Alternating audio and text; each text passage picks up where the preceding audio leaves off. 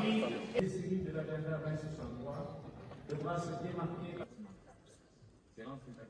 Son Excellence, nous souhaitons la bienvenue. Aussi primordial de se pencher sur la souffrance de son peuple interpelle aussi nos consciences.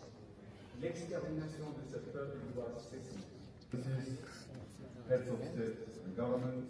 I wish to warmly congratulate His Excellency, my brother, President Everest, the Republic of Burundi, on his assumption of the chairmanship of this assembly.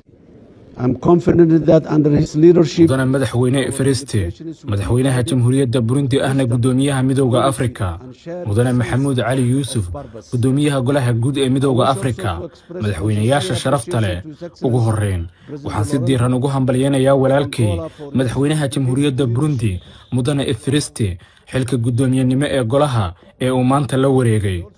Waxaan kalsooni buuxda ku qabaa in hogaamintiisu ay doodaheena ka dhigi doonaan kuwa ku dhisan xigmad, midnimo iyo ujeeddo wada jir ah. Sidoo kale waxaan u mahadcelinayaa mudane Lawrence, madaxweynaha dalka Angola, hogaamintiisii hufneyd intii lagu guda jiray sanadkii 2025. waxaan shacabkayga inkaga sidaa salaan iyo qadarin mug weyn oo ku socota dowladaha xubnaha ka ah midowga Afrika, kuna saabsan taageeradooda mabda'a ku dhisan ee joogtada ah ee u muujiyeen madax bannaanida, midnimada iyo wadajirka dhuleed ee Soomaaliya, taasi oo muujinaysa sida ay inooga wada go'an tahay ilaalinta mabda'a aasaasiga ah ee midowga Afrika iyo sharciga caalamiga ah. Mudanayaal, ka qaybgalayaasheenna madallada caalamiga ah, gaar ahaanna golaha ammaanka ee qaramada midoobay, waxa ay tiir muhiim ah u yahay hanaanka qaab dhismeedka ay u dhisan tahay nabadda iyo amniga dunida. Soomaaliya oo xubin ka ah dalalka saddexda ah ee aan sida aan joogtada ahayn u matala qaaradda Afrika, isla markaana dhawaan soo gunaanaday gudoomintii golaha, waxaa si adag uga go'an xoojinta isku duwidda iyo wada shaqaynta dowladaha Afrikaanka ah ee xubnaha ka ah golaha ammaanka.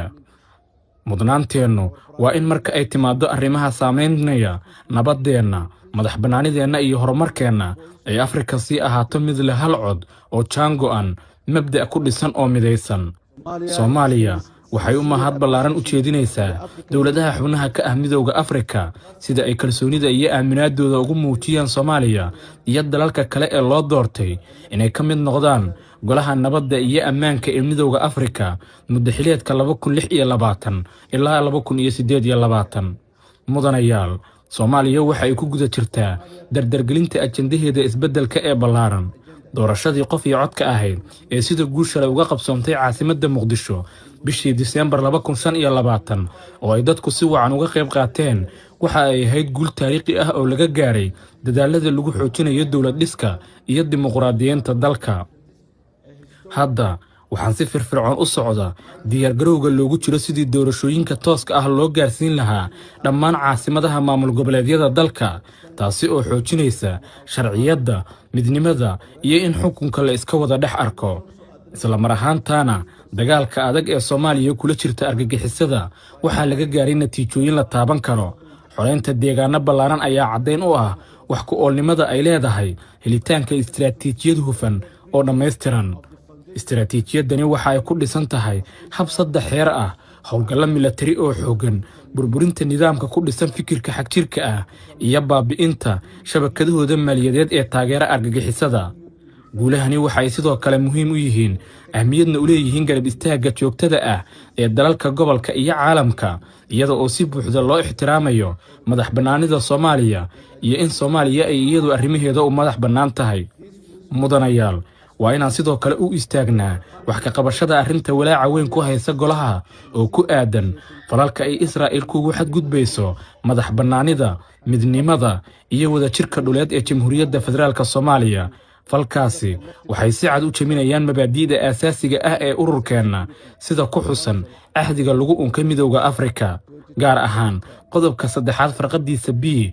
waxa uu xaqiijinayaa ujeedada midowga ee difaaca madax bannaanida, wadajirka dhuleed iyo xornimada dowladaha xubnaha ka ah ururkan. qodobka 4 farqadiisa B isna waxa uu adkeynayaa ixtiraamka xuduudaha ee jiray xilligii madax bannaanida.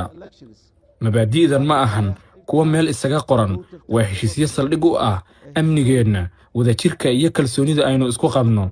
iyada oo la tix raacayo qodobkan iyo kuwo kale waxaan ugu baaqayaa dhammaan dowladaha xubnaha ka ah midowga Afrika inay mar kale muujiyaan garab istaagooda aan leexleexadka lahayn ee Soomaaliya isla markaana ay si adag u difaacaan madaxbannaanideena iyo wadajirka bulshadeena. sidoo kale waxaan ugu mahadnaqayaa dalalka qaaradda Afrika sida cad ay u diideen xadgudubkan isla markaana ay si wadajir ah ugu dalbadeen in si degdeg ah loo joojiyo. jawaabtan midaysan waxay muujinaysaa go'aanka midowga Afrika ee ilaalinta sharciga caalamiga ah iyo diidmada ficil kasta oo wax u dhimaya madaxbannaanida dowladaha xubnaha ka ah ururka. waxaan si diiran u soo dhaweynayaa ansixinta golaha ee bayaanka ay ku ayideen arrintan kaasi oo muujinaya sida ay ugu taagan tahay ilaalinta mabaadi'da cahdiga lagu aasaasay midowga Afrika isla markaana diraya fariin cad oo tibaaxaysa in Afrika aysan ka aamusi doonin xadgudbyada ka dhanka ah madaxbannaanideena. shaki la'aan madaxbannaanida qaramadeennu waa tiirka uu ku dhisan yahay iskaashigeenna guusheenna mustaqbalka iyo xiriirka aan la leenahay dunida inteeda kale xilli caalamka uu ku jiro amin humanti la'aan weyn xabaarsan.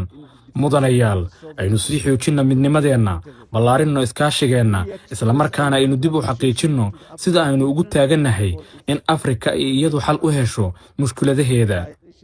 nabadda iyo ammaanka qaaraddeennu waxa ay ku xiran yihiin go'aankeenna wadajirka ah ee ilaalinta mabaadi'da oo ku dhisan yahay ururkeenna iyo inaynu si ku dhac leh oo midnimo ku dheehan tahay aynu uga falcelinno mar kasta oo jiritaanka mabda'aasi khatar la geliyo. mahadsanidin dhammaantiin. At this unpredictable time of great uncertainty, I thank you.